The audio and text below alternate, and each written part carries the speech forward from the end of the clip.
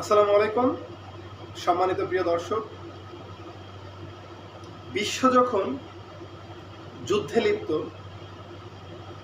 যখন বিশ্ববাজারে তেল সংকটে, ঠিক সেই মুহূর্তে বাংলাদেশ সরকার অর্থাৎ বিএনপি নিরঙ্কুশ বিজয়ের মধ্য দিয়ে যে সরকার গঠন করেছে, সেই সরকারের বিদ্যুৎ জ্বালানি খনিজ মন্ত্রী জনাব ইকবাল হাসান মাহমুদ টুকু, তিনি বিদ্যুৎ মন্ত্রণালয়ের দায়িত্ব নেবার পর থেকে একের পর এক সুন্দর পরিকল্পনা করছেন।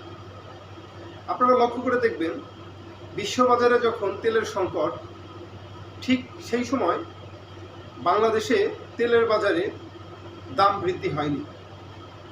অর্থাৎ জ্বালানি মন্ত্রী বলেছেন, আমাদের কাছে পর্যাপ্ত তেল রিজার্ভ আছে, আমরা তেলের দাম বৃদ্ধি করব না।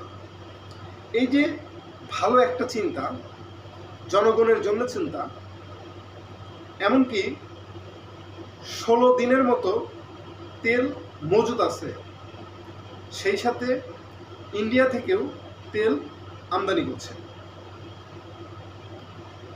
জনাব তারেক রহমানের সরকার। বাংলাদেশের জন্য একদিকে যেমন ফ্যামিলি কার্ড প্রায় 37,500 সামথিং কিছু কার্ড তারা বিতরণ করেছে, এটা অব্যাহত আছে, পরবর্তীতে আরও করবে।